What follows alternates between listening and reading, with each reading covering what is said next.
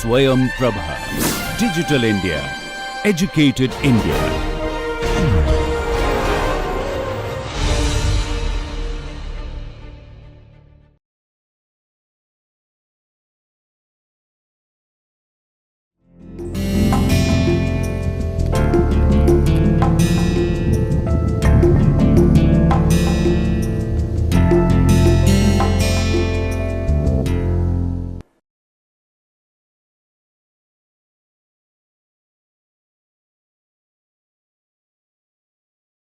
Hello everyone, I am Dr. Shabnam Mehlawat from the Faculty of Law, University of Delhi. This is my lecture number 7, where I will be talking about the Indian constitutional law and its relation to the environmental laws in India. So, our constitution and environmental protection in India both have evolved over a period of time. Both had existed separately after India gained independence, and it was only after that that the constitutional or the formal law started expanding into the areas and fields wherever activities would take place, and because of the absence of a previous law or judgment, the court could not arrive at a solution. So, the constitution was formed in 1950 when India became independent, whereas nature and its protection has been present since ancient times. Our ancient ancestors, they worshipped nature like gods, which was that they practice it in their daily lives. Harm or degradation was associated with giving fury to the gods or making the gods angry. So, those activities which would produce that effect would be forbidden. That is, it would not be practiced by these people at any point of time in the fear that they would bring fury upon themselves if the gods became angry. So, this was a way of life which the ancient people practiced, and with that practice evolved the protection of nature in all forms of life, whether it was the land, the air, the seas, the rivers, the oceans. If a person went on sailing on the sea, he would first offer his offering to the ocean gods and then start for his journey. Similarly, before performing any new activities, the Indians performed a yag, or as you call it, they would have havans within their premises or within their homes for a bright and a good start of their activity. It was in this manner that the ancient ancestors, and till the 14th, 15th century, till the Mughals came in India, we had practiced the ancient form of worshipping the nature. It was in later on when the British arrived in India, they drafted formal laws which was related to only forest areas, because it was that produce which they wanted. So, they drafted a law in relation to that in India. So, the forest laws existed before, even prior to India gaining freedom and forming its constitution. So, both constitution and environment have evolved over a period of time after India gained independence, but they have evolved separately till the courts stepped in and co-joined the two for the purpose of protection of environment in a formal regulated manner by way of the law, by way of the policies, and by way of the courts pronouncing judgments to do or not to follow certain activities. The constitutional law, the formal law, was drafted after India gained independence and implemented it in the form of fundamental rights and fundamental duties. Where the state had the power to frame laws, the constitution ensured that it was its duty to protect the citizens from adverse decisions, whether they were taken by the industrialists, private individuals, or even if the government made a decision or a policy which is not favorable to the people in the state or in the local areas. Constitution steps in to protect people or the state or any person's rights whose rights have been violated, and in the current case, the constitution also works towards protection of environment. The idea of ensuring fundamental rights in relation to environment evolved only by way of public interest litigation, where they were specifically enforced. India was an agrarian society approximately up till 1970s. It was after 1970 that industrialization set in, external activities set in, and people moved from the traditional jobs to the more formal or to the more city-like jobs, as I would say. The fundamental rights in India are conferred by our Article 14, where equality before the law and equal protection of the laws, it is ensured, whereby under Article 14 it says, the state shall not deny to any person equality before the law or equal protection of the laws within the territory of India, which means that the law shall consider all the law equal in its eyes, and it shall protect each and every fundamental right equally and not make differences between the two. Article 19 confers the right to any citizen's profession or vocation, but it should not trespass on others' right to life. Now, this is a very important article, since it provides a fundamental right to certain individuals and also warns these individuals that by performing their right to life or right to practice any profession, occupation, trade or business under Article 19(1) subclause 1, subclause G, that you cannot practice your profession by trespassing on the right to life of others, which is citizens have the freedom to choose and engage in their preferred livelihoods. However, reasonable restrictions can be imposed on this right in the interest of the general public, where professional qualifications or the sovereignty and integrity of India. Which means, if you are practicing your profession, trade or occupation, or you are conducting an industrial activity, if that activity causes pollution, it is trespassing on others' right to life, that is, the right to a healthy living, the right to a healthy environment, and right to breathe with healthy natural resources around.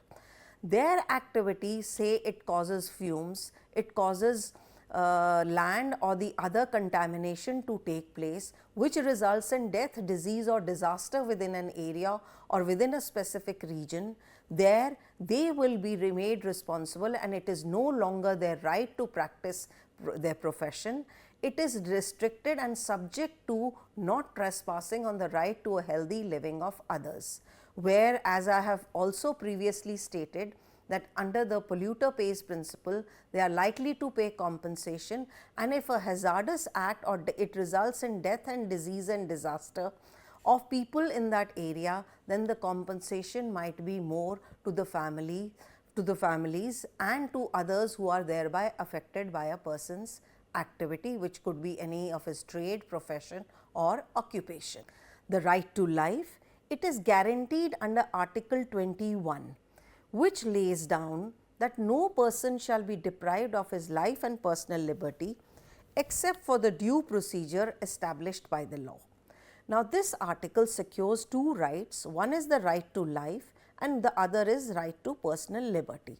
So, which means that if an environmental polluting activity takes place, there the person is not only taking away another's right to life, but is also trespassing on his personal liberty, that is, he is not free from healthy living. He may contract diseases, he may contract other problems because of somebody's activity. So, right to life cannot be taken away by another person, if not directly, then indirectly in that manner. It is an indirectly trespassing, like you have fumes, you have persons smoking in public places where you are the active smoker and the other person is a passive smoker because of the smoking of he is also inhaling whatever you are smoking because of that smoke. So, this right to life cannot be taken away by anybody, where the law, a proper procedure by law is established, whereby if the law says, by applying to the court saying that somebody's legal right is violated and it is a grave offense under the law, it is the law which shall direct that person to be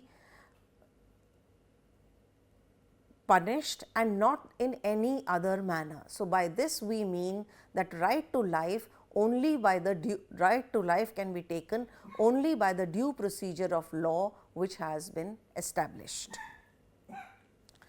There is this case of Abhilash Textiles versus Rajkot Municipal Corporation, where the Gujarat High Court in this case made it very clear that petitioners cannot be allowed to reap profit at the cost of public health. In this case, the petitioners conducted the business of dyeing and printing works in the Rajkot area, were discharging dirty water from the factory on the public road and in public drains without purifying the same, thereby causing damage to the public health. The petitioners claimed that they were carrying on the business for the last 20 to 25 years and the industry was providing employment to these workers and their families. So, notice to close would be very harsh if they were compelled to close down their factory, and it is violative of their rights under Article 19 subclause 1 subclause G. But the court held that this right is subject to certain restrictions which cannot be taken away because you have a right. It is also subject to another person's right to life which cannot be easily taken away by any other activity of another citizen. So, this case was a landmark judgment where right to life was highlighted and right to carry on your trade and profession was overridden by right to life practiced in this case, and a judgment produced by the courts which gave emphasis and validity to such like cases where pollution takes place, and on the guise of right to life they cannot be allowed to take away anybody's liberty and the right to a healthy living. Moving on to the fundamental duties which are covered under the directive principles of the state policy. Now, these directive principles, they are articles 47, 48A and 51AG, where the articles elucidate upon the duties of the citizens and the duty of the state to protect the natural resources as well as the environment. Article 47 of the Constitution states, or in fact directs the state to raise the level of nutrition and the standard of living and to improve public health as among its primary duties, and in particular the state shall endeavour to bring about prohibition of intoxicating drinks and drugs which are injurious to health.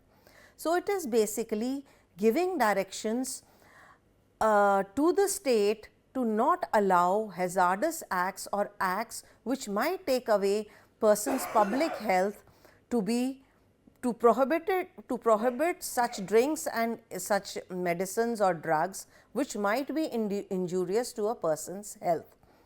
Article 48A, it gives directions again to the state which says, the state shall endeavour to protect and improve the environment and to safeguard the forests and the wildlife of the country.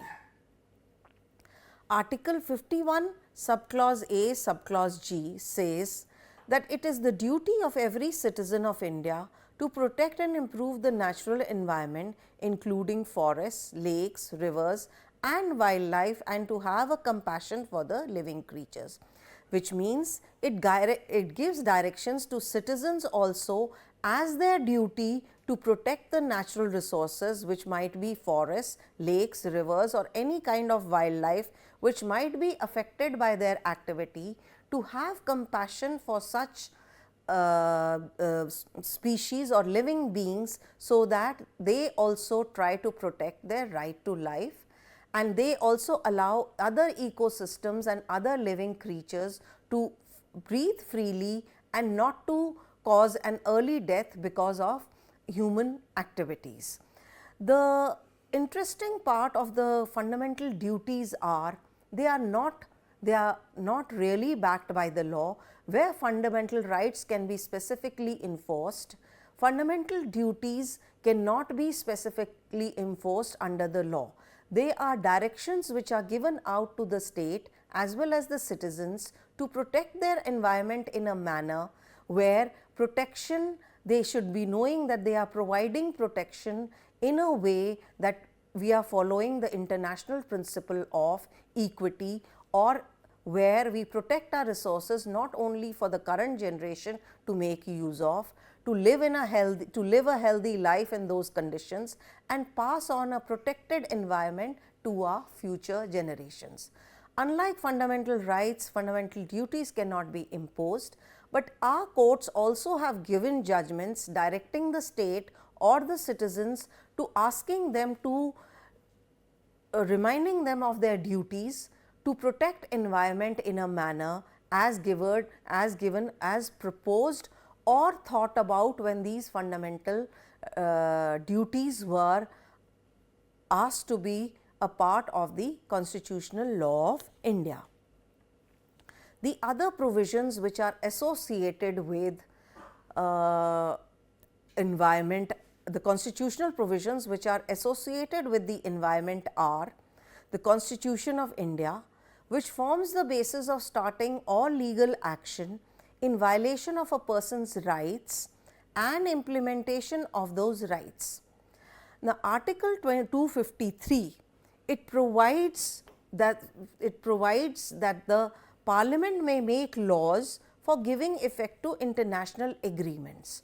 So, under this provision, all international agreements and the conventions which I have previously talked about and which occurred on the international levels, they have been given validity under the law by our constitutional law, whereby laws like the Air, the Water Prevention and Control of Pollution Act 1974, the Air Prevention and Control of Pollution Act 1981 and the Environmental Protection Act of 1986 were framed, which means through a legal regulated manner, we are ready to accept ourselves as a part of those member states which have signed agreement on behalf of various issues related to environment at the international level, starting from the Stockholm Declaration, where our laws read that we will abide by the principles of the Stockholm Declaration. We will, if it's an air problem, we abide by the Vienna Convention and the Climate Change Convention. If it is a land problem, we abide by the Basel Convention on Transboundary Movement of Hazardous Waste or the Convention on Biological Diversity. If it is a water problem, we have water laws under and following again the principles of the Stockholm Declaration. So, in this manner, Article 253 is given sanctity to those international agreements and joining them to the domestic laws of our country, which reach out at all levels, at the national level, at the state level and at the regional levels. So, this is a very important article. It helps us provide for adopting the Stockholm, the Vienna Convention, the Basel Convention, the Convention on Climate Change, Convention on Biological Diversity, the decisions taken with respect to sustainable development in Johannesburg, the decisions taken with sustainable development with respect to in Rio in 2012, and even the Paris Agreement, which is conducted in 2015 for bringing enforceable rules for protecting our climate from change, adverse change happening within the climate due to our polluting activities. It has been found under the Paris Convention that India as well as other countries which were developing in the 80s are now equally responsible for the pollution. So, they also should start taking measures to protect and preserve our environment in case it reaches a deteriorated state. Article 246 of the Constitution divides the subject areas of the legislations between the Union and the states. The Union list includes defense, foreign affairs, atomic energy, interstate transportation, shipping, air trafficking, oil fields, mines and other interstate rivers, which means the central law can regulate on activities which might be damaging to the environment, like use of atomic energy, transportation systems, that is our vehicles where we are using certain fuels like we are using diesel fuel, we are using petrol, we are using CNG, and now electric vehicles and the hybrid vehicles which are coming in is a part of the decision which might be taken at the central level. The state list includes the public health and sanitation, agriculture, water, etc., which provides for irrigation and which also provides for fisheries. So, which means it casts a duty upon the state with respect to environment, that is, public health and sanitation should not be spoiled, that is, regular work being done in these areas, whether it is the health of the people by providing them good foods, food supplies, medicines and other things which are affiliated with the public health.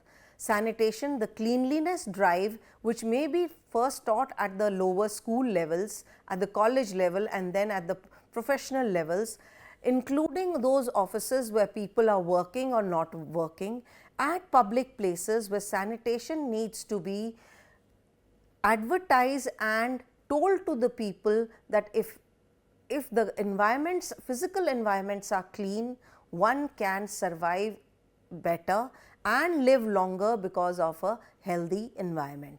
Similarly, agricultural practices which might be detrimental, like the case of S. Jagannath, where people in the southern region started turning their farmlands where they had practiced cultivation of rice and paddy fields, and in another season they would have fisheries within those areas.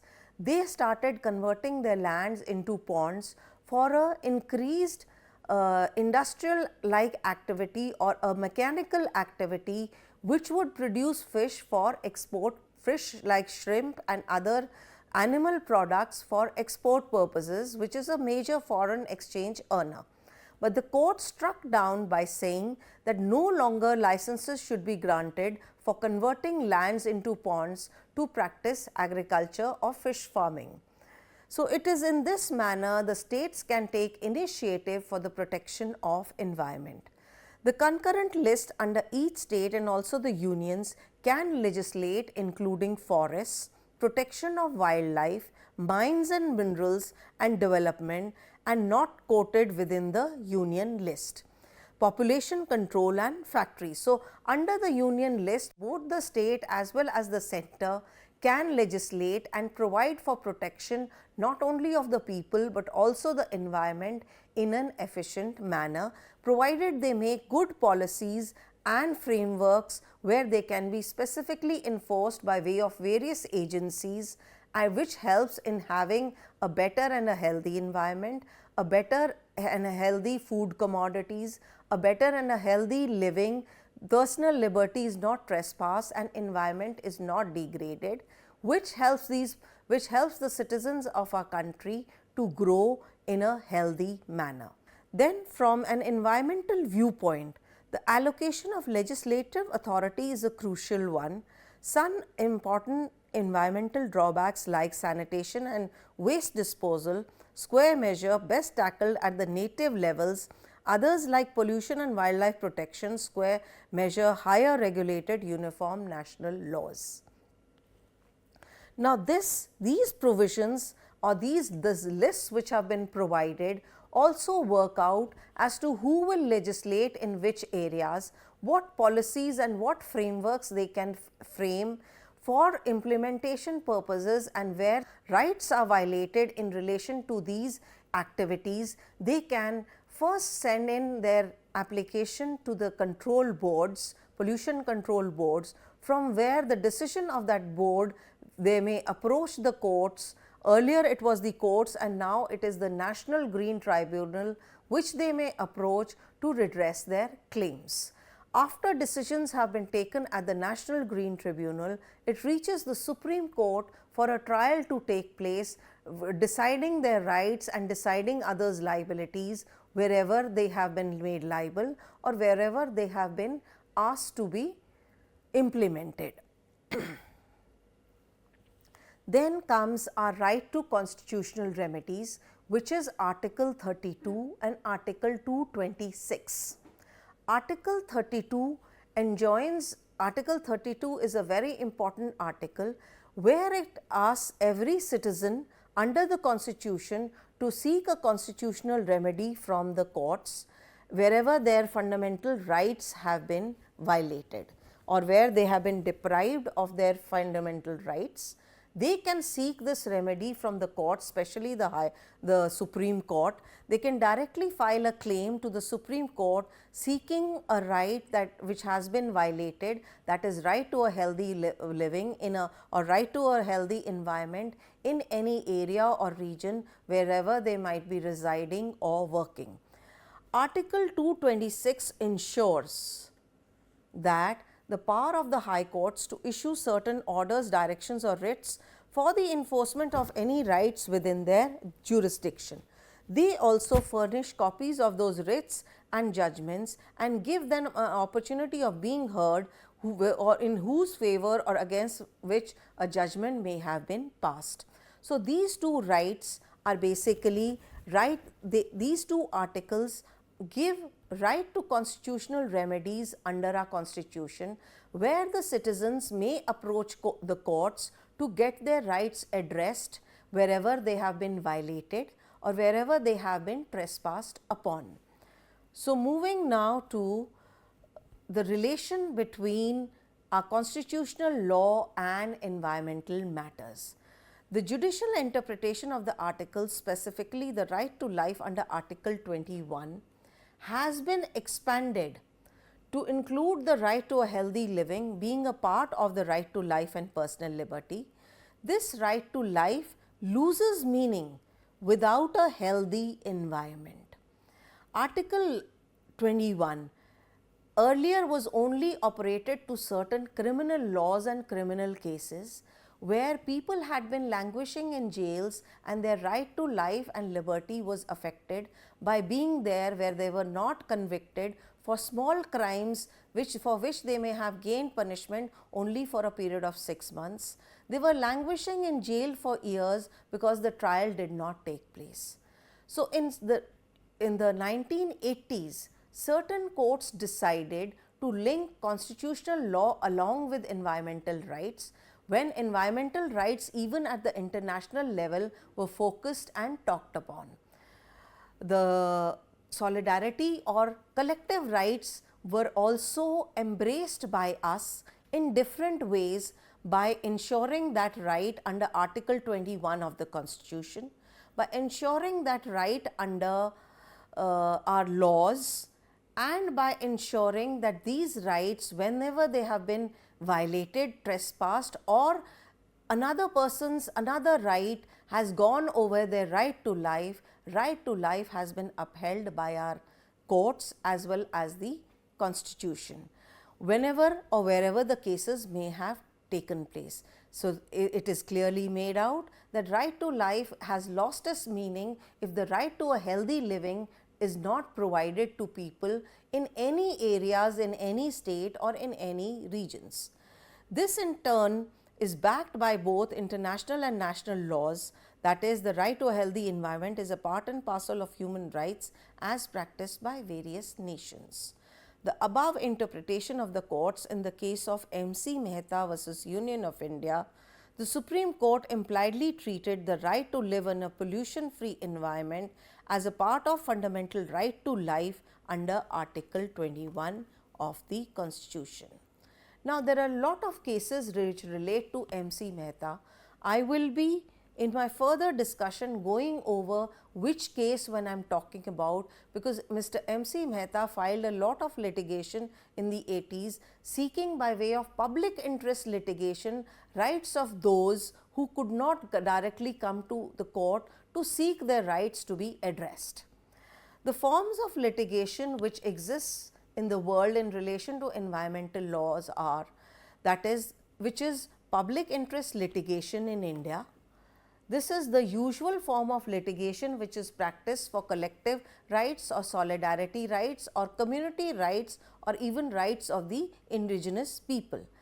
Although in countries like Australia and New Zealand, another form of litigation also exists, such as the citizen suit provision, which is existing besides the public interest litigation. Now, under citizen suit provision, the citizen files a case in the court not as a collective right, but where his personal right may be violated and he may seek the redressal or recovery of his right from the court. It could be a single person, so that is why it has been named as citizen suit provision. Now, what are these forms of litigation? The most common and the most popular form of litigation which came up in India was the public interest litigation, because as India started becoming industrialized after 1970, more polluting, more environmentally degrading activities started taking place. The cases which were highlighted and came up at that point of time were taken to be landmark judgments and to be followed as precedents in subsequent such like cases wherever they may come up or wherever they may be quoted, whether before the court or after getting quoted they come to the courts to seek redressal of their rights. What is public interest litigation? It is a form of litigation in India where a large number of people are adversely affected by any activity, and their fundamental rights as spoken of before under Article 21, Article 19, Subclause 1, Subclause G are affected. It could be either, and they are not to be read together when considering each case. The facts of each case might differ, where it may only attract Article 21 for environmental purposes and it may not involve Article 19 in each and every case. So, wherever public interest litigation is filed, it is filed under Article 21, where rights of the people or the community or the group are collectively affected, and since people in areas may not be so rich to approach the courts, file litigation and get their rights redressed, they may seek the remedy by way of public interest litigation, where a single person may file a case before the court. In the 1970s, even a letter or even a newspaper article was taken in the form of public interest litigation before the Supreme Court, where it recognized that this right has been trespassed upon and this right under right to life should be given to the people. So, this is where we redress the same. Public interest litigation is filed and common community or public rights are involved. It does not work really where individual rights of a person are affected, but only the common ones are the ones which were in the 1980s taken to be addressed by way of public interest litigations. These writs or these petitions could be filed in the High Courts or the Supreme Court in India, and they could not be filed in the lower courts because of jurisdiction issues, because of pecuniary issues, and because of other issues, since High Courts and Supreme Court has the final power to decide on such cases. So, any member of the public can file this litigation who is affected by any of the activities which violates his or her fundamental rights. This is a kind of a collaborative, it is cooperative, and it is investigative in certain cases, where general questions in relation to environment may be asked, like in the case of T.N. Godavarman, where community rights were, it was not really a litigation, but an investigative case where they debated upon that for certain activities what kind of remedy may be sought by way of the courts. So, the court's opinion mattered and they gave out a definite policy which could be practiced by people and which could be enforced specifically. So, public interest litigation has been given a wider meaning and a connotation. It gives right to life and personality guaranteed under Part 3 of the Constitution with a wider meaning. It brings relief to a large number of people where the case is to be decided in their favor in one go. So, it benefits a large number of people if the judgment is favorable or if it is a grave violation of their personal rights, and then remedy comes out in one go, which may be applied to a region, area, a common group or a community, and even indigenous groups where they are seeking to say that they are protecting certain resources for their future generations. It functions as a catalyst of change in society and shapes the working of the law. This kind of litigation was introduced by Justice Krishna Iyer and Justice Bhagwati in the 1980s. It ensures access to justice for all and also has been seen in a lot of environmental matters before the courts. One does not need a lawyer to file a public interest litigation, but it can also be filed through the Free Legal Services Authority, where a case may lie and it may be sent to the court for trial under public interest litigation. So, it does not really require great money, great efforts or great resources to file a public interest litigation, where if the courts take cognizance, they might not ask the persons, or the persons voluntarily may not take fees for the same for redressal of those rights within the courts. So, it brings about a balance between law and justice. It gives relief to those who are seeking remedy and which are getting their issues addressed. It also can be called as a class action, whereby which remedy may come in one go by way of the decision of the court, and it may be implemented in a way that it benefits a large population of people as the decision steps in. In contrast to public interest litigation, we have the citizen suit provision. Now, there are, as I stated previously, there are two ways of filing litigations. One is the public interest litigation, which is a common practice in India. The other is a citizen suit provision, where the citizen, it is contrasted to representative standing like the public interest litigation, where the petitioner sues not as a representative of others, but as an individual of the public for his own rights wherever they might be violated. It is a person's own right as a member of the public and to whom duty is owed, and where duty is owed by way of protection of environmental rights for his purposes, he may seek that remedy as an individual.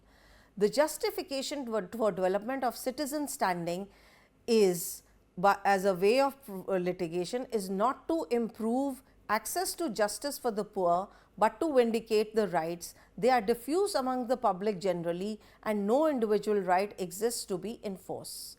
Now, this citizen, it is known as citizen standing, but what we have is a citizen suit provision within our country, which is framed under the water and the air laws.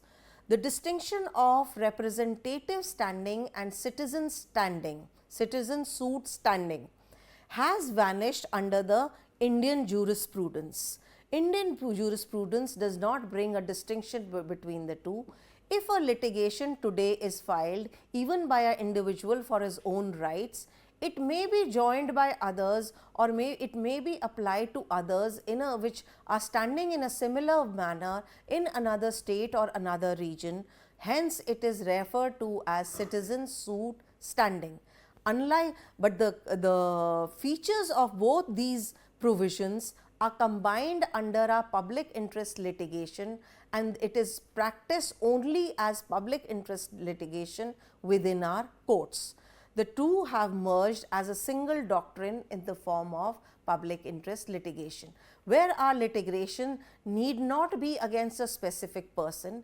It may be answering a question or a legal question whereby certain rights and liabilities may be determined, and they may be followed in subsequent cases, where the present case may be taken as a precedent and for these subsequent cases. So, citizen suit provision is a provision which has been provided under our Water and the Air Act, and citizen standing has been merged with public interest litigation in our country to consider it in a collaborative, cooperative and in an investigative manner. The cases which relate to citizen suit provisions are the first Indian case of Rural Litigation and Entitlement Kendra Dehradun versus State of UP, and also in the Delhi Shri Ram gas leak case, where the petitioners raised their claims, but it was shared by the public at large. In the case of, as in brief it is referred to, RLNE Kendra Dehradun versus State of UP, the mining activities within the city of Dehradun was causing lot of air pollution and thereby causing health, pollution, death, disease, disaster within the city of Dehradun, and the people were in a way that they are being pushed towards their death because of these activities was realized. So when the litigation was filed in the court took itself and its stand as the first environmental litigation being tried in this manner. It framed two to three committees which analyzed the situation, gave out their reports as to the effects of such activities on the people and the physical environment, and otherwise a healthy environment for all living beings to survive. And they came out with the outcome that the activities within the city limits should be stopped so that people can live and breathe a healthy air. And for other areas, these activities may be shifted out, given only to restrictive companies for the cases of mining. The Delhi Shri Ram gas leak case is the next case where such provision was invoked, where litigation was filed because of the leakage in the Shri Ram gas company, and it would affect a large number of labor which was living in around that area. And because of this leakage, a lawyer in Tees Hazari was affected, and later on where he died. So for such cases, public interest litigation is usually the form of practice which has been taken up by our courts, by the people, taken and acknowledged by the courts, and judgments given out so that such activities may find solutions for people to live a healthy life. The solutions may come in the form of having treatment plants, not disposing of their waste, and if they cannot afford certain facilities, asking these industries to be shut down so that others' right to life should not be affected. It was in a similar way in Delhi that closure of industries was ordered, where small scale industries were operating in small industrial units, and these activities had caused smoke and other air pollution stories, where certain areas caught fire, affecting a large number of people by the smoke, the toxic fumes which might have come out from such regions. So that is Article 43 under the Air Act, which is said to be a citizen suit provision, and it is Section 47 under the Water Act, where redressals may be sought by individuals by making an application to the appropriate forum, which is the pollution control boards, which take in cognizance of such efforts, and they give out decisions either seeking remedy from the industrialist, of compensation, or shutting down of their industry till they have treatment plants established. So it is these provisions which formed a part of litigation in the 80s.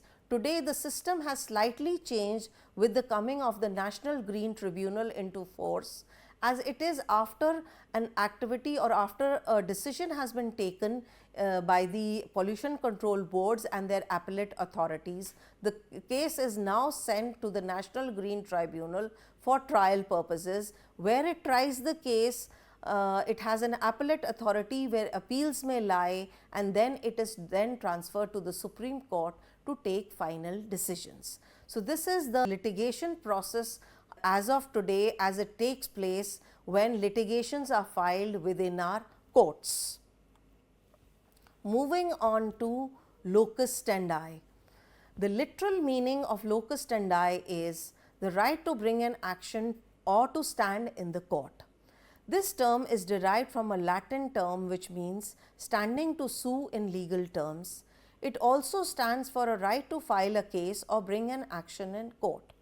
In the legal scenario, it means and refers to that a citizen or a person has a legal interest in a case, so he has the right to file a litigation before the court. It is that person which has a right to seek redressal only if he has an interest in the subject matter of the case, to appear in the court personally and to fight for his right.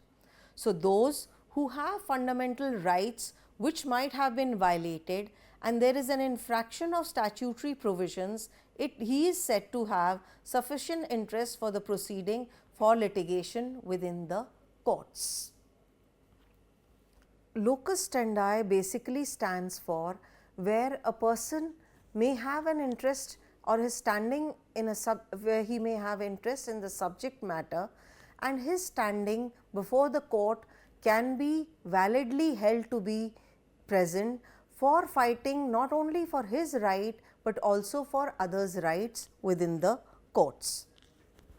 The word pro bono publico, which is used in litigation, it has been derived from a Latin term which means where work has been undertaken professionally, or like fighting a litigation in court in a voluntary manner without taking any fees for that work or without taking any benefit for working out a professional assignment. It refers to it as pro bono publico. The term used is pro bono for short, and as such will be used by me. It is the literal meaning of pro bono publico is for the greater good and for the benefit of the public. Those appearing for litigation in environmental matters may appear pro bono, fighting for a good cause or fighting for environmental causes and not taking fees for fighting a litigation within the court. Now, the Indian cases which have acknowledged a public interest litigation are as such. The first case of Subhash Kumar versus State of Bihar is a litigation specifically under Article 32, seeking remedy from the court where the person's fundamental right was violated. He sought to say that Tata Industries, which have been disposing of their untreated waste into the river which runs through the state of Bihar, they have not made any efforts to clean those areas but it was found that it was a vexatious litigation where the person could not find a remedy by way of the Tata company, whereby they once gave him their residue which could be reused by him for other purposes, but in other matters they gave out certain residue to other people and he was not a beneficiary of the same. So, he filed a public interest litigation under Article 32. Similar was the case in T.N. Godavarma Tirupulkud versus Union of India. In the case of RL and E Kendra, I have already previously explained to you as one of the first cases where public interest litigation was filed under Article 32. Then came the case of MC Mehta versus Union of India, the Taj Trapezium case. The case of the Taj Mahal, which is an international monument, saw the paling of color. The white marble had started changing color because of the pollution created by industries which was situated in and around the Taj area in the shape of a trapezium. These industries, along with the Mathura refinery, which was emitting smoke and black soot, started causing air pollution within the state of UP, and these industries were also stated to be responsible since they were not treating their residue or the waste coming out of these industries and letting that smoke, that black soot go into the air, thereby affecting people in and around the Taj area. The court ordered setting up of a new industrial area with new facilities, providing of CNG as the other alternative fuel, banning the use of coke and coal within an industry for the purpose of running it, and asking these industries to have treatment plants when they were shifted out of that trapezium to the new industrial areas. This case was very important since it brought about green belts to be established in industrial areas for controlling that pollution which might come out, and in case there is a polluting industry without treatment plant and emitting its residue in the form of smoke, fog, soot, or letting their waste run it onto the streets or onto the roads without giving them treatment, allowing death, disease and disaster to prevail. This case was a landmark judgment which asked for treatment plants to be established. Similar case of MC Mehta versus Union of India was the closure of small scale industries in Delhi to be moved out in other states or in other areas and not to be allowed to be operated in small units or small rooms where they were being run on a very large scale without any outlets, without any treatment of their waste, allowing air pollution to take place, allowing land pollution to take place and allowing the river Yamuna, which flows in Delhi, to dry out or to be absolutely polluted for want of that water which used to flow with next to the Red Fort as a part of our ancient civilization. The other case was a very important case of MC Mehta versus Kamal Nath. Now, this Kamal Nath's case has also been previously mentioned by me in a previous lecture, where Kamal Nath, who was the central minister, opened up his tourist spot in Kullu Manali right next to the river Beas. In this case, he allowed, suddenly when the construction was taking place, water flowed in, flash floods took place which engulfed his entire tourist area and then they receded.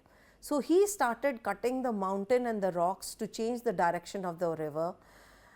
It was written in a newspaper article that the Kamal Nath dares the mighty Beas, where this newspaper article was taken in the form of public interest litigation by the court, taking cognizance themselves as a part of their judicial activism and asking all detrimental activities to be stopped, asking him to pay fine as well as additional fine for not only to the damage which he had caused to the environment and the people, but also for trying to recover and restore whatever environmental damage had been done.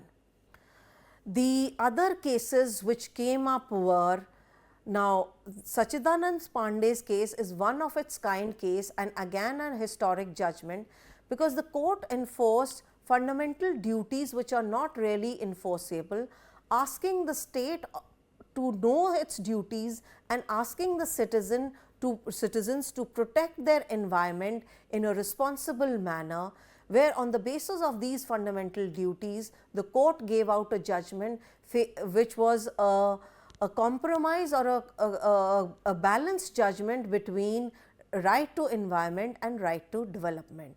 It was a zoo area in the city of West Bengal, of the city of Calcutta, where a part of that zoo area was being given to for the purpose of promoting tourism within that area, where the zookeepers filed litigation stating that any tourist activity within the state would be affecting the birds and the plants of this area.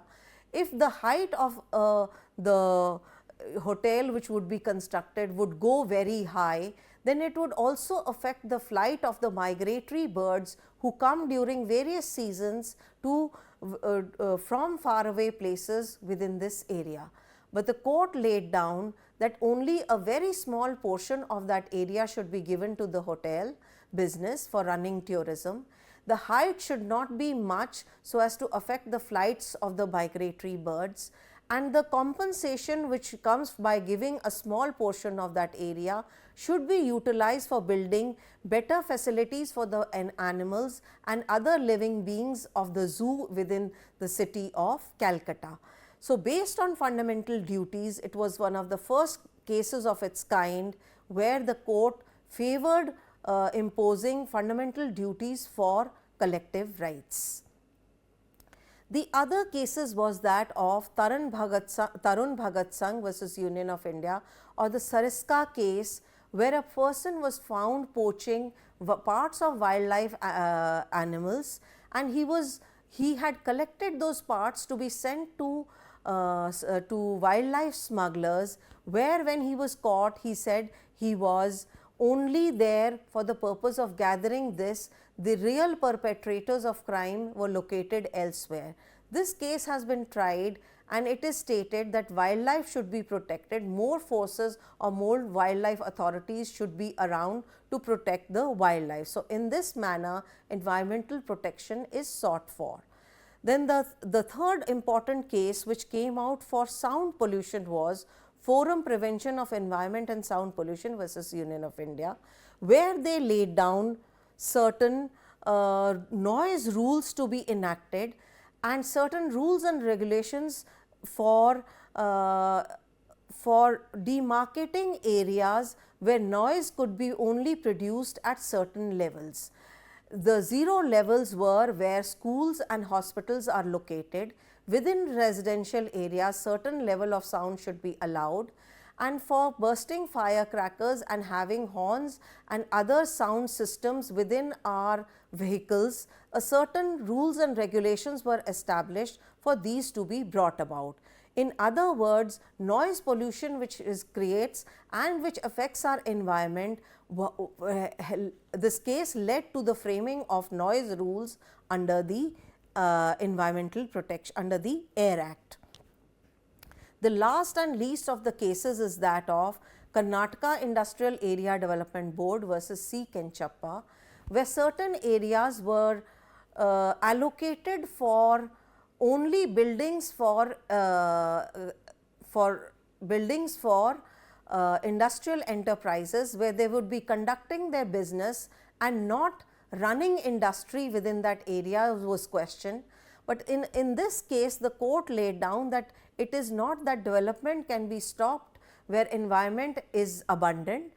Where environmental resources are there, certain areas also need to be allocated for industrial or development purposes. So, the lands which have been allocated were nomad lands, and the people wanted, people had no other place to graze their livestock for the purpose of pastures and for grass. So, they filed litigation stopping the activity, but the court did not allow that activity to be stopped. It said a balance needs to be brought about between environment and development, and this some or the other areas would be allocated where everybody's right to land would be affected. So, they said certain areas need to be allocated for other activities, and it allowed the activity to continue.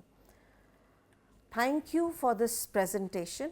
Now, I would like to sum up in a minute, which says we have fundamental rights, we have fundamental duties, we have the right to constitutional remedies, and all this is associated with our constitution embracing environment in a regulated manner, in a legal manner for protection of activities which might be environmentally degrading. Then we have the right to constitution, and if they are not degrading, then development may be allowed to continue. Thank you.